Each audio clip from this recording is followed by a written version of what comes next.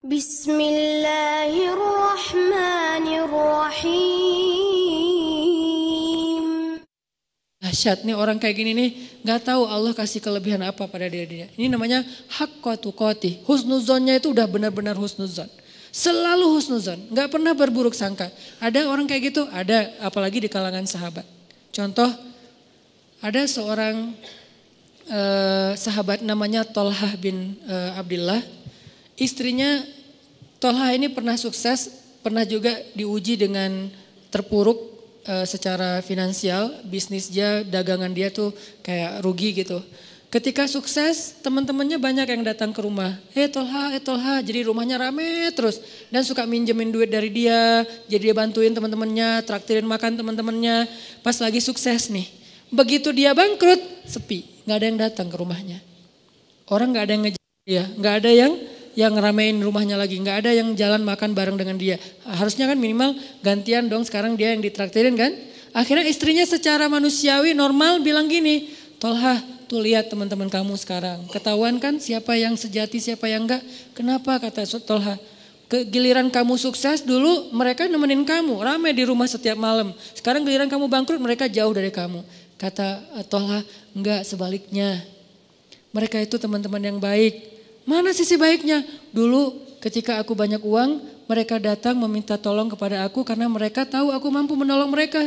Sekarang ketika aku bangkrut gak punya uang, mereka gak datang lagi karena gak mau merepotkan aku. Lihat sisi, selalu ada sisi husnuzon. Ini orang kok bisa kayak gini gitu.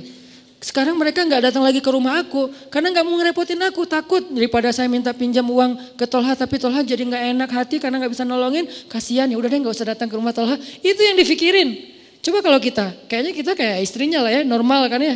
Dan itu gak salah, cuman ada orang yang keren. Bisa haqqa tuqatih.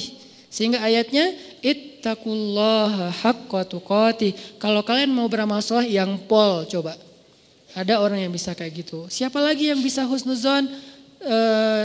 Istrinya Abu Ayyub. Ketika terjadi fitnah, berita hoax tentang Aisyah selingkuh dengan Sofwan. Istrinya Abu Ayyub pulang ke rumah terus nanya ke istrinya, "Mah, udah dengar berita yang lagi trending topik gak?" Gitu. "Oh, tentang Aisyah, ya gimana menurut mama?" Kata istrinya Abu Ayyub, "Ya Abu Ayyub, gimana menurut engkau kalau ada yang membuat berita aku selingkuh?" Kata Abu Ayyub, "Ma'azallah, gak mungkin saya percaya karena saya tahu mama orangnya solehah, baik, menjaga diri, gak mungkin macam-macam. Kalau sebaliknya ada orang yang mengatakan engkau hai Abu Ayyub selingkuh, mungkin gak? Ma'azallah, gak mungkin saya selingkuh, kan saya suami setia sama kamu," gitu-gitu kan ya. Terus saya gak mungkin selingkuh, gak mungkin berpaling ke yang lain mah, demi Allah gitu. Kata istrinya Abu Ayyub, "Wahai Abu Ayyub, sesungguhnya Aisyah lebih soleha dari aku. Kalau aku gak mungkin, Aisyah lebih gak mungkin lagi. Sesungguhnya Sofwan lebih soleh dari kamu. Kalau kamu aja gak mungkin, apalagi Sofwan." Ini juga berbaik sangka. Dia selalu melihat angle yang bisa buat dia tuh berbaik sangka sama orang lain. Dia cari, dia ulik tuh. Gimana ya cara berbaik sangka? Gimana ya cara berbaik sangka? Kan itu harus dicari juga ya, gak bisa pasrah gitu aja. Karena kalau kita pasrah doang kan yuwaswis. Yang banyak itu kan waswasah setannya nih. Yuwaswisu fi sudurinas. Ternyata dia benar, ternyata dia gitu, ternyata dia nggak seperti yang kamu pikirkan. Ini tuh banyak banget sehingga kita harus ngelawannya dengan cari-cari celah.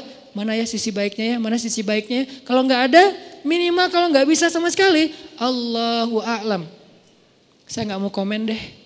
Saya nggak mau berprasangka apapun deh. Ya udah deh saya diam aja. Nah ini menunjukkan bahwa ada orang yang haqqa tuqatih. Ada juga yang nggak bisa haqqa tuqatih, maka Allah berfirman di dalam surat At-Taghabun kalau nggak salah, fattaqullaha mastata'tum. Kalau kalian nggak bisa berbaik sangka total, semua kasus berbaik sangka nggak bisa, minimal mastata'tum, usahakanlah semampu kalian. Ini Al-Quran, indahnya Al-Quran tuh kayak gitu, balance. Cuman kadang-kadang kan kita ngambil satu ayat menyimpulkan, padahal ayat itu saling mengutuhkan, saling menjelaskan, bayinat antara satu dengan yang lain. Kalau nggak bisa semuanya berbaik sangka, jangan sampai juga kita akhirnya nyerah. Kayaknya susah banget ya berbaik sangka, udah deh kita biasa-biasa aja, jangan gitu. Mastata'tum, berusahalah semampu kalian. Yang kalian lewatkan, minta ampun sama Allah. Yang kalian mampu, maka jagalah, dawamkan, istiqomahkan. Fattaqullaha mastata'tum. Mastata'tum itu yang mana Ustadz? Yang kecil-kecil dulu, latihan dari yang kecil dulu. Berbaik sangka terhadap hal-hal yang mungkin buat kita sih nothing tulus lah. Ini kan masih gampang ya berbaik sangkanya ya. Apalagi buat orang yang mungkin gak ada hubungannya dengan kita. Yang kalau kita berbaik sangka juga atau berburuk sangka gak ada untung ruginya buat kita. Ya udah kita latihan dari yang itu dulu.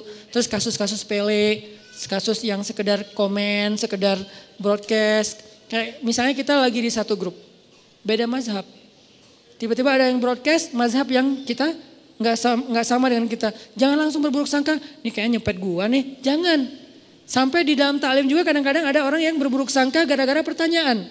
Misalnya Ustadz saya mau nanya gimana orang yang kerjanya masih riba. Langsung diliatin. Lu maksudnya gua?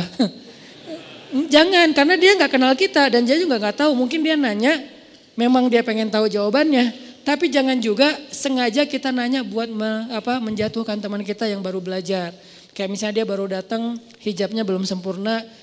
Kita lihat, wah ini ada bahan pertanyaan nih. Pas sesi tanya jawab, Ustadz apa hukumnya masuk masjid? Hijabnya masih kelihatan kayak orang di sebelah. Nah ini nih. Atau kalau gak bilang pun sampai bikin dia gak nyaman gitu.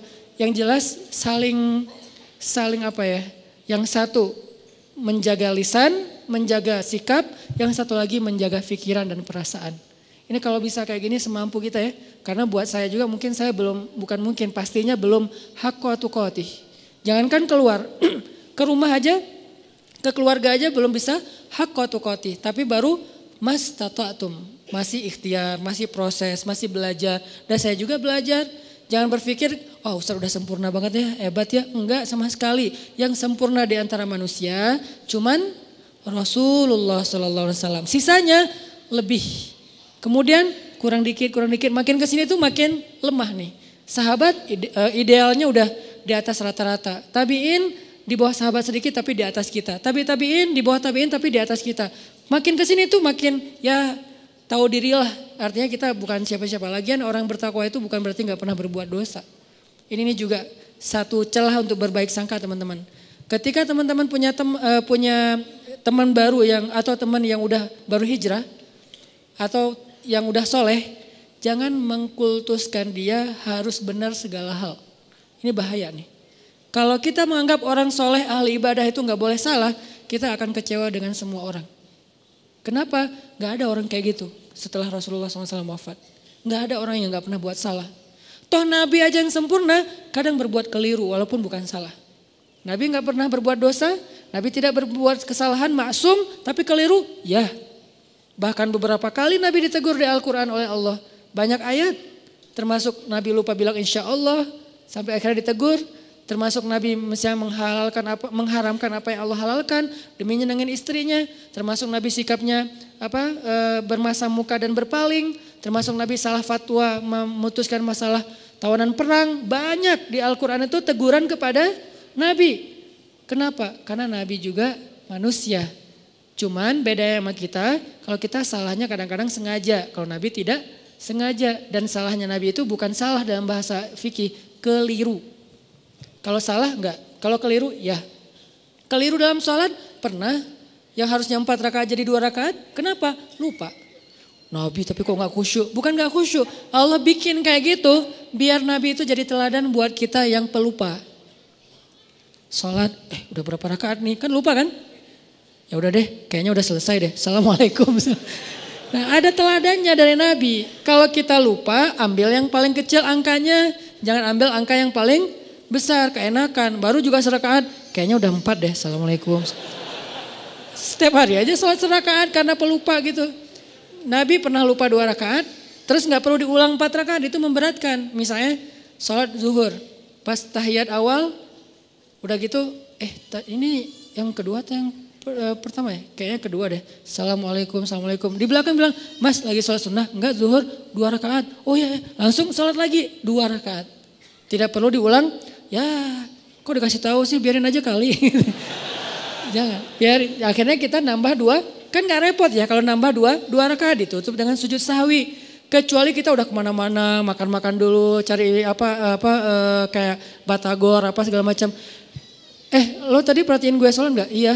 Kenapa? 2 apa 4? 2 sih kayaknya. Oh 2 beneran 2 ya. Udah 2 lagi deh. Enggak, itu mah udah batal, udah jauh ya. Tapi kalau masih duduk, tapi kan udah ngomong Ustaz. Ngomongnya kan yang perlu aja, cuman masalah bab sholat, bukan ngerumpi. Udah ngobrol kemana-mana masalah politik segala macam. Kayaknya tadi kita bener gak sih sholatnya? Udah lama kali, itu ulang lagi dari awal. Nabi pernah kayak gitu? Pernah. Tapi itu bukan salah, keliru. Dalam bahasa fikih itu namanya khata', bukan batil. Nabi tidak pernah berbuat batil. Tapi kalau yukhti atau khata' pernah, cuman gak sengaja. Artinya ya semampu kita aja lah, berbaik sangka sama orang, berbaik sangka sama pasangan, berbaik sangka sama keluarga, apalagi orang tua. يا ربي شكرا هديت قلبي شكرا